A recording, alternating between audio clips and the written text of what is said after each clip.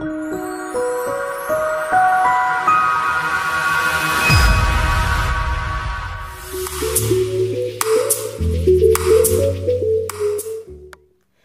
à vous, bienvenue sur votre page de support, l'émergence de l'entrepreneur. Je m'appelle Lucie, j'espère que vous allez très bien. Merci de me rejoindre cette semaine une fois de plus pour un autre sujet de discussion qui va forcément vous aider à grandir et mûrir pour pouvoir devenir de meilleurs entrepreneurs, ok? Je ne sais pas si vous avez été avec nous la semaine dernière, on a parlé de reconnaître sa propre valeur parce que c'était important.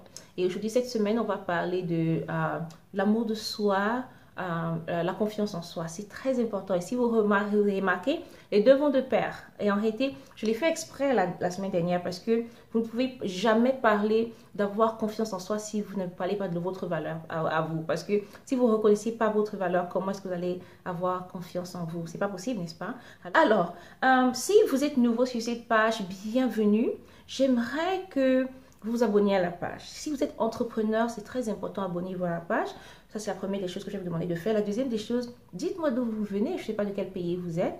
Moi, par exemple, je suis ici aux États-Unis et je sais qu'il y a beaucoup de gens qui nous suivent de l'Italie, de la Belgique, de la France et certains pays africains et puis aussi les Caraïbes. Ça, je sais parce que j'ai reçu des messages de certaines personnes qui sont à Haïti et tout ça. Alors, bienvenue. Je ne sais pas d'où vous êtes, mais vous pouvez peut-être certainement partager. J'aimerais bien que vous partagiez avec les autres, que vous me disiez d'où vous regardez cette vidéo. Ça me ferait plaisir de savoir. Et aussi, j'aimerais que si vous êtes entrepreneur, accrochez-vous. Parce que je partage des astuces qui peuvent vraiment vous changer la vie, franchement, quand il s'agit de votre business, ok? Maintenant, si vous n'êtes pas entrepreneur, c'est pas grave, restez quand même, comme je le dis souvent. On va y aller, n'est-ce pas? Je vais commencer par vous raconter une histoire. Il y a un monsieur, ça c'est une histoire vraie, il y a un monsieur qui me contacte une fois, il me dit, je comprends que tu parles tout le temps du développement personnel et professionnel de l'entrepreneur, mais moi je fais dans les affaires, j'aimerais juste que tu ailles droit au but et que tu me dises ce que j'ai besoin de faire pour devenir un millionnaire. Je dis bon, mais tu sais, il va falloir que tu travailles sur ta personne. Il dit non, je ne veux pas travailler sur ma personne et toutes ces histoires-là. Il faut avoir confiance en soi, il faut ci et ça. J'ai dit, ok, qu'est-ce que tu veux? Il me dit non, il faut juste me dire quel est le secret pour faire de l'argent. Je dis le secret pour faire de l'argent, il est très simple. Ok, il faut juste pouvoir changer soit un produit, soit un service contre de l'argent. Il faut le faire et puis c'est fini. Il me dit, ben, c'est ce que je fais. Il dit, mais attends, mais pourquoi est-ce que tu n'as pas de succès? Qu'est-ce qui te fait penser que c'est pas ça le secret? Il dit, mais justement, c'est la raison pour laquelle je viens vers toi, parce que toi, tu as du succès. Et je ne comprends pas pourquoi est-ce que je vends des services et je n'ai pas de succès du tout. J'ai dit, est-ce que tu ne penses pas qu'il y a un problème de prestation? Pas? Parce que la réalité, c'est que on peut vendre les mêmes produits, ok? Vous allez peut-être voir deux personnes qui sont dans la même profession, dans le même secteur d'activité. Il y en a qui ont plus de succès que d'autres. C'est certainement pour plusieurs raisons. Certains, c'est juste parce qu'ils ont des informations que vous n'avez pas. Ils ont une certaine façon de se comporter vis-à-vis de leurs clients. Il y a une façon de se comporter vis-à-vis d'eux-mêmes. Et c'est ça qui fait qu'il y a des clients qui sont plus ou moins attirés vers eux. Au lieu d'aller vers certaines personnes, ils vont plutôt chez eux. Et c'est ça qu'il faut comprendre. Si vous voulez avoir du succès, vous allez devoir travailler sur votre personne plus que sur votre business. Et c'est réel, je vous assure, hein, c'est très réel. Vous allez devoir travailler sur vous, sur votre personnalité, sur qui vous êtes. Le succès, c'est quelque chose qu'on attire vers soi en devenant quelque chose de différent que la masse. Et vous allez bosser comme vous voulez, vous pouvez travailler nuit et jour, mais si vous n'êtes pas le genre de personne qui peut non seulement avoir du succès, mais le retenir, vous allez le perdre. C'est la raison pour laquelle je tiens à travailler avec vous sur votre personne et sur votre personnalité. Maintenant qu'on parle de confiance en soi, j'aimerais vous donner un exemple que vous allez comprendre vraiment facilement, ok? Pour ceux qui ne le savent pas, je vis aux États-Unis depuis des années, ok? Et quand vous vivez dans une société, ceux qui vivent en Europe, par exemple, et ceux qui vivent dans des pays où on parle une autre langue que la langue avec laquelle ils ont grandi. À force de parler une seule langue, vous finissez par devenir habitué à cette langue-là. Je me souviens très bien que quand j'ai commencé les affaires ici aux États-Unis, j'avais cette peur d'échouer. J'avais cette peur d'échouer. L'une des raisons principales, l'une des raisons clés pour lesquelles j'avais peur d'échouer, c'était que je me disais, ok, attends Lucie, tu es africaine, mais en plus tu es africaine francophone, ok? Ça veut dire que tu n'as pas cette mentalité du business en Amérique. Tu ne sais pas, il y a tellement de choses à apprendre. Les Américains, ça va vite, hein? Je ne sais pas si vous savez comment ça se passe dans ce pays. Partir de zéro pour arriver au sommet d'une compagnie, c'est pas la blague, c'est pas le jeu. Moi, j'ai pu partir du bas de ma compagnie, arriver au sommet où j'ai dû battre les Américains. Pas parce que je suis un être humain qui soit meilleur qu'eux, mais juste parce que j'ai cru que je pouvais le faire. Ok? Et je me rappelle qu'au départ, la première idée que je m'étais donnée, c'est la première idée que j'avais eu dans ma tête, c'est Lucie, est-ce que tu peux y arriver? Ok? Et pour plusieurs raisons. Les raisons étaient le fait que je ne maîtrisais pas vraiment la langue anglaise. Okay? L'anglais n'était pas vraiment cette langue dans laquelle j'étais confortable. Okay? Maintenant, à force de travailler rien qu'avec les Américains, je travaille avec les Américains pendant des années, j'ai fini par m'habituer. Les seuls moments où je parle français, comme je dis, c'est à la maison. Et quand on parle français à la maison, c'est pour dire quoi? Ok, bonjour, bonsoir, comment tu vas? Est-ce que tu as mangé? Les conversations de tous les jours. Mais les conversations que j'ai en français, en réalité, ne sont pas professionnelles. Ça veut dire que ma profession aujourd'hui d'entrepreneur, ma profession de coach et mentor et d'écrivain, parce que j'écris aussi, je le fais en anglais. Ça veut dire que dans ma tête, j'ai perdu la confiance que je pouvais le faire en français. Et c'est normal que je l'ai perdu. Imaginez un seul instant que j'étais restée dans cette idée selon laquelle, si ça fait longtemps que tu as parlé français, tu ne vas pas t'en sortir. Est-ce que vous savez que vous et moi, on ne serait pas en train d'avoir cette conversation maintenant, n'est-ce pas? Oui ou non? Ok? Qu'est-ce qui a fait que je me lève et que je décide, ok, vas-y et fais-le quand même. J'ai pensé, ok Lucie, écoute, tu as de la connaissance, tu n'as peut-être pas les mots, mais tu peux trouver les mots. Et je vais vous demander de faire une expérience.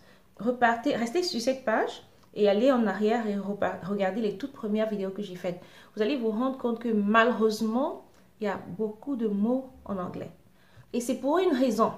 La raison, c'est que je cherche mes mots en français. Imaginez un seul instant que j'avais laissé ce manque de vocabulaire m'abattre. Non seulement je ne serais pas ici, je ne serais pas en train d'aider les entrepreneurs, autant d'entrepreneurs, on ne se connaîtrait pas, n'est-ce pas? Et je n'aurais jamais su que je peux en fait devenir meilleure. Et vous savez ce que je fais? Je vais vous dire exactement ce que je fais en fait pour devenir meilleure tous les jours. Non seulement je lis, mais je suis obligée de repartir dans mes connaissances. Parfois, je dois m'asseoir, je prends le dictionnaire, j'essaie de dire un mot et je me dis, ok, comment est-ce qu'on fait? Quel est le mot en français et tout ça? Le plus important, c'est que je me fiche pas mal. Et je suis en réalité, la raison pour laquelle je partage ça avec vous, c'est parce que je voudrais vous faire comprendre que vous ne pouvez jamais attendre d'être parfait pour pouvoir commencer quelque chose. Est-ce que vous comprenez ce que je veux dire? Enfin, si vous attendez, c'est vous qui vous perdez du temps. Et à un moment donné, je me suis dit, bon, ok, tant pis, hein, j'ai quelque chose à offrir et je vais commencer. Et je vais me mettre à travailler avec eux. Et au fur et à mesure que je vais travailler avec eux, c'est comme ça que je vais me familiariser à nouveau avec la langue. Et ce n'est que comme ça que ça se passe. Dans votre cas, c'est peut-être pas ce que je suis en train de faire. C'est peut-être faire des tresses, c'est peut-être ouvrir un restaurant, c'est peut-être ouvrir un cabinet en tant que médecin. Je ne sais pas ce que vous êtes. Peut-être que vous êtes menuisier, ok? Vous êtes un très bon menuisier. Au lieu de créer votre propre entreprise, votre petit... Je ne sais pas, ça peut être n'importe quoi. Je ne sais pas ce que vous avez. Ça peut être le cinéma, ça peut être la danse, ça peut être de l'art, ça peut être n'importe quoi. Ça peut être du journalisme, ça peut être n'importe quoi. Parce que vous n'avez pas confiance en vous-même, vous doutez, vous avez la connaissance, mais vous avez tellement peur de ce que les gens vont dire, de ce que les gens vont penser de vos erreurs, que vous préférez freiner et ne pas faire le premier pas. Est-ce que vous savez que chaque fois que vous donnez de l'importance aux opinions des autres par rapport à ce que vous allez entreprendre, vous leur donnez trop de pouvoir? Et ça, c'est dommage. Et je ne suis pas comme ça et je ne veux pas que vous soyez comme ça, ok? La confiance en soi pour un entrepreneur, c'est clé. Donc, je vais vous poser une question, ok? Si vous avez du mal à vous faire confiance en vous-même, à votre produit, à vos services, pourquoi est-ce que vous voulez que les autres vous fassent confiance? Vous allez tout le temps demander la confiance des autres, la confiance de vos clients, la confiance de vos potentiels clients, mais vous ne pouvez pas vous faire confiance en vous-même. Moi, je suis désolée, hein. Vous savez, si la confiance en soi est tellement importante et je crois que c'est ce qui définit beaucoup de choses. Et ça vient du courage. Quelqu'un me dira, ah ben, j'ai pas de courage et c'est pour ça que j'ai pas confiance en moi. Et je suis d'accord avec vous. Mais pourquoi est-ce que le mot courage existerait s'il n'y avait pas de peur? C'est l'exemple qu'on a parlé de la peur avant. Ceux qui ont peur, mais qui réussissent à dire, ok, je vais passer au-dessus de cette peur et faire ce que j'ai à faire, c'est ceux-là qu'on appelle courageux. Le mot courage n'existerait même pas s'il n'y avait pas le mot peur en réalité. Vous êtes d'accord avec moi, n'est-ce pas? Voici ce qu'on va faire aujourd'hui. Aujourd'hui, j'aimerais prendre le temps de vous donner quelques petits points, quelques petites idées sur comment est-ce que vous pouvez construire votre confiance en soi. Parce que je crois que la confiance en soi, ça se construit, ça s'apprend. C'est quelque chose qui s'apprend. Je ne suis pas d'accord avec ceux qui disent que on est né comme ça. Non. Si quelqu'un vous dit, ah ben, non, ce que vous êtes en train de faire, c'est parce que vous êtes né comme ça. Vous êtes, non, non, non, je n'y crois pas. C'est vrai qu'il y en a qui, à cause des circonstances dans lesquelles ils vivent, à cause de leur environnement, à cause peut-être des parents qu'ils ont toujours cru en eux, à cause de l'environnement possible dans lequel ils sont. Ils ont vu de très bons exemples, parce que c'est très important. Ils ont vu de très bons exemples déjà, et ça leur a donné, ça a stimulé en eux ce désir de faire mieux. Et parce qu'ils ont vu des gens qui leur ressemblent, des gens qui sont comme eux, qui ont pu accomplir de grandes choses, alors ça leur a donné une certaine foi de pouvoir, ne serait-ce que penser, ne serait-ce que croire qu'ils peuvent accomplir de grandes choses. Ça peut agir. Mais me dire qu'il y en a qui sont nés courageux, il y en a qui ne sont pas nés courageux, non, ça, c'est pas vrai. Ça, c'est une excuse que beaucoup se donnent parce qu'ils ne veulent pas même essayer. Ils préfèrent rester dans leur zone de confort. Alors, je ne vais pas... Vous savez, avec moi, la zone de confort, on ne reste pas là-dedans, ok? On doit sortir de cette zone de confort pour pouvoir essayer des choses qui sont différentes. Et c'est ce que je suis en train de vous apprendre. Alors, aujourd'hui, je vais vous donner quelques petites idées sur comment construire cette confiance en vous. Mais avant que je commence, je vais rapidement m'adresser aux croyants. Quelqu'un m'a dit un jour, moi je préfère faire confiance en Dieu. Je suis d'accord à 100%. Ça, je ne discute même pas de ça. C'est même pas un sujet discutable. Mais je crois aussi qu'il nous donne ce courage et il nous donne un certain potentiel.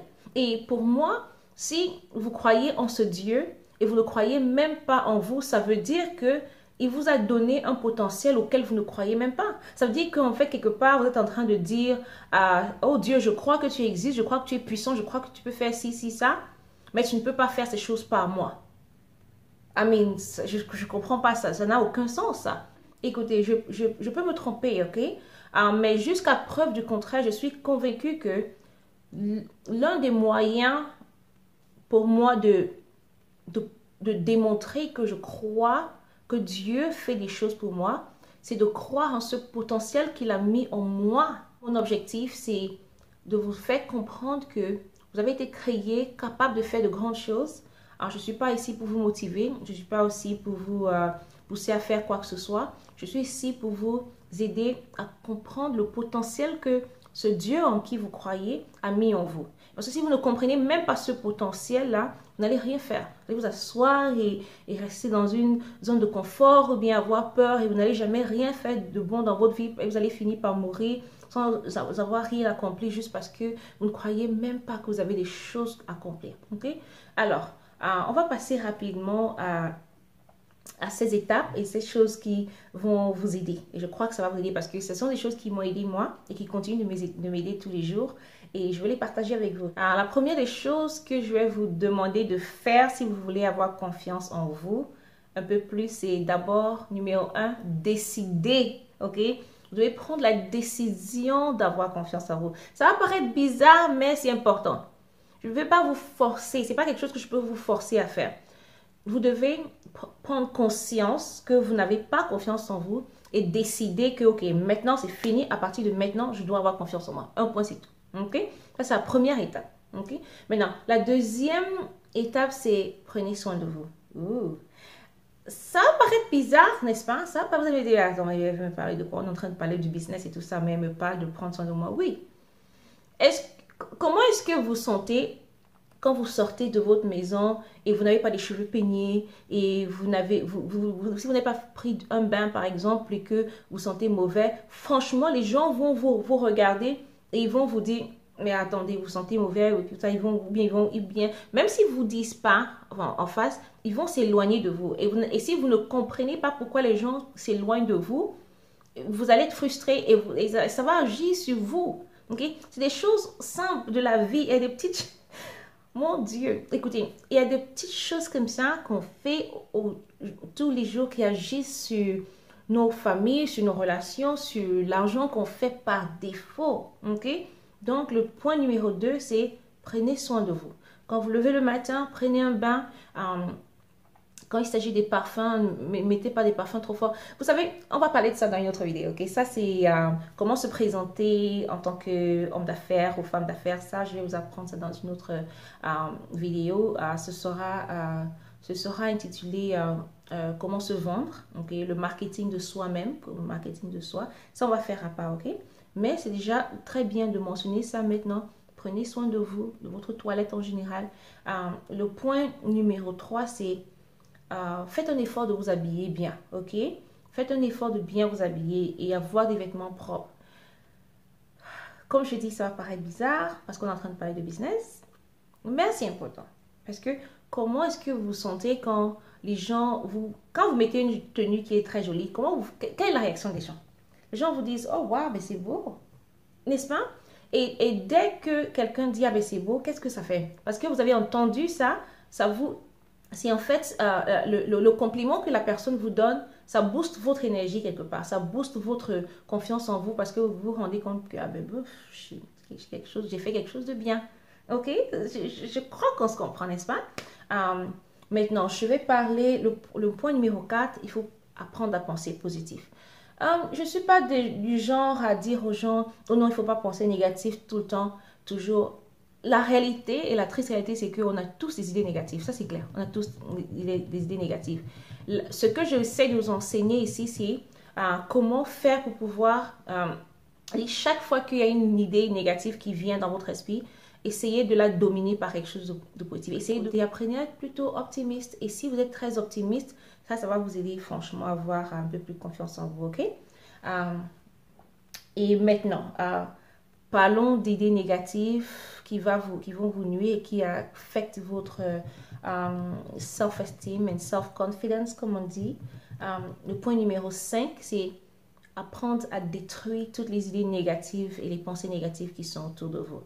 Alors, si vous avez été avec nous au départ, vous avez certainement visionné la vidéo sur comment se faire un lavage de cerveau.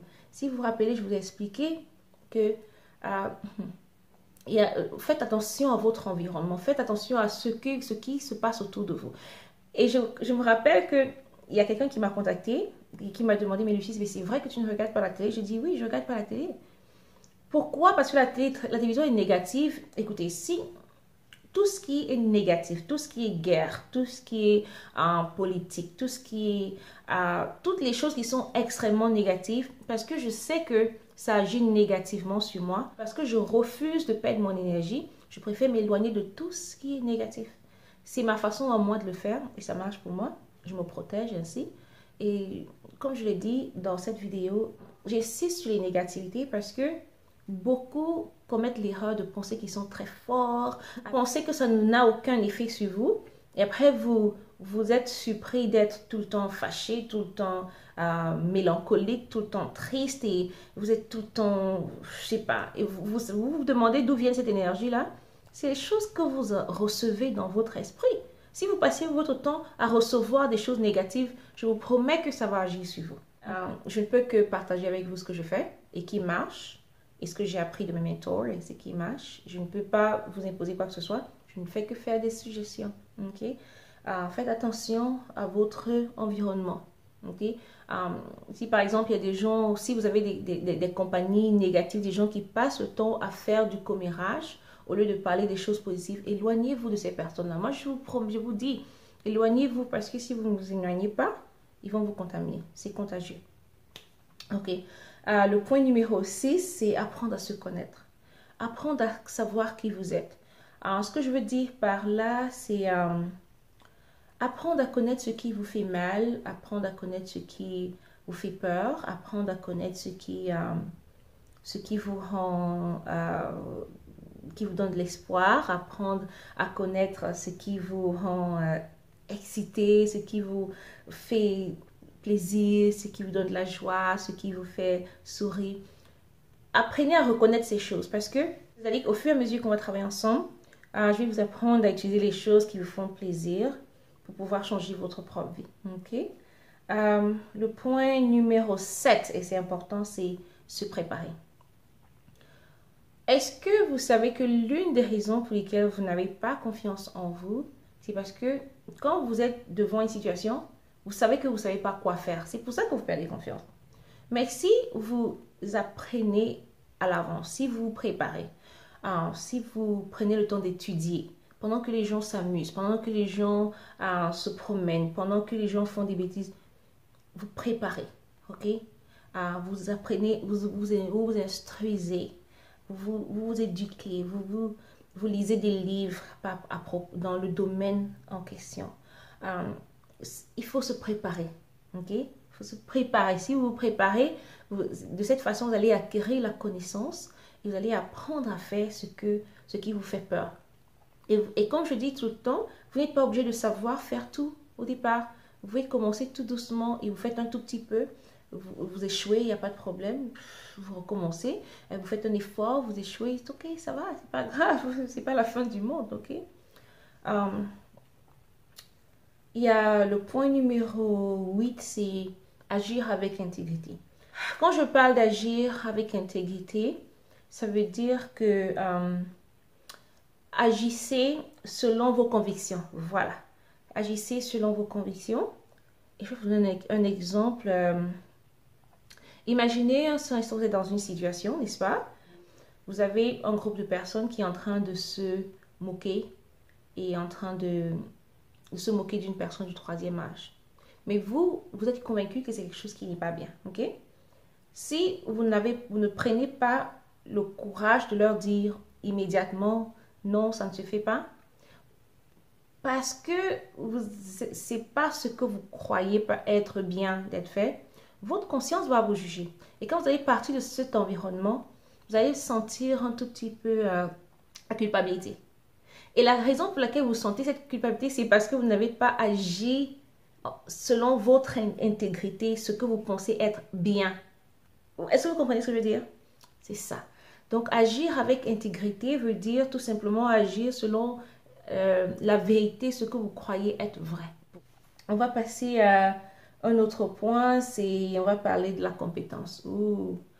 Le point numéro 9, c'est travailler sur votre compétence. Tout à l'heure, j'ai parlé de se préparer, mais maintenant, je parle de votre compétence. Vous devez travailler sur votre compétence. Ça veut dire que si vous saviez faire quelque chose, apprenez à faire mieux que les autres. Quoi qu'on le dise, j'aimerais que, en tant qu'entrepreneur, que vous gardiez tout le temps en mémoire que ce que vous faites, il y a quelqu'un d'autre qui fait la même chose. Est-ce que vous comprenez? Supposons que vous soyez un coiffeur. Ok, vous êtes coiffeur. Vous n'êtes pas le seul coiffeur au monde. Il y a plusieurs coiffeurs. Mais qu'est-ce qui va faire que des hommes viennent chez vous au lieu d'aller chez les autres? C'est la compétence. C'est le travail bien fait, n'est-ce pas? C'est la façon dont vous vous comportez avec eux.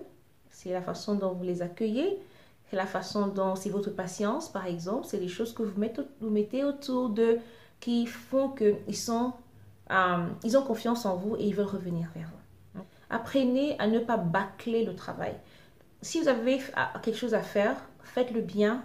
Même si ça va prendre un peu plus de temps, faites-le bien. Les gens qui bâclent le travail et qui le font mal parce qu'ils veulent se débarrasser, c'est comme ça que vous perdez des clients. Si vous passez le temps à bâcler, à faire du travail bâclé et sans aucune finition, le travail bien fait, ça paye, ok? Faites de votre mieux, travaillez sur votre compétence, faites de votre mieux pour améliorer vos services et améliorer vos produits. Je vous promets que sans que vous ne vous rendiez compte, il y a des clients qui vont venir vers vous. Ok, ça, promis. On a le point numéro 10, c'est s'organiser.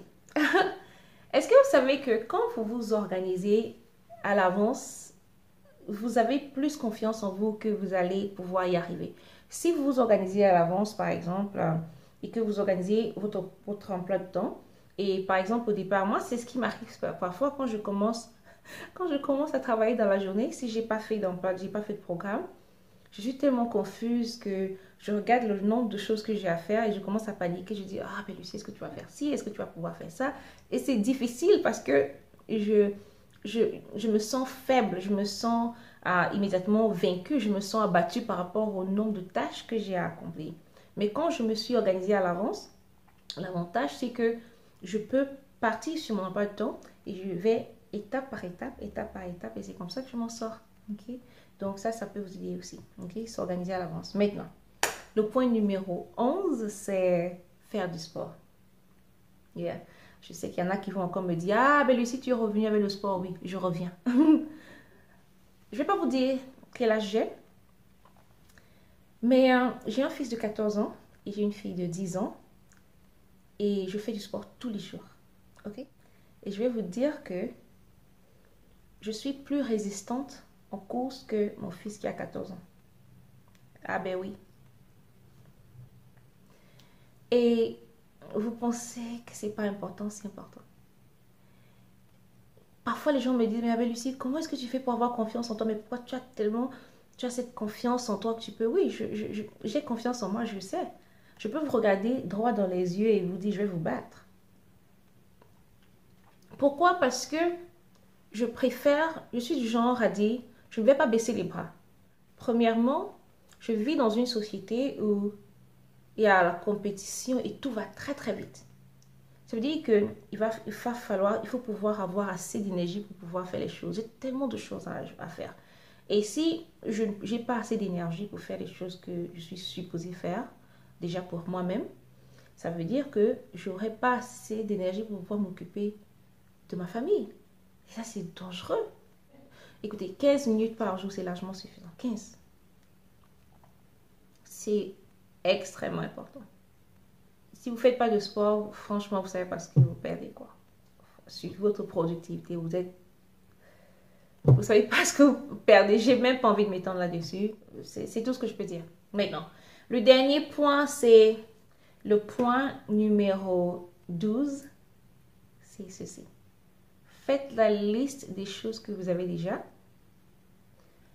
Faites la liste des choses que vous avez déjà réalisées dans votre vie. Et apprenez à rendre grâce pour ces choses-là.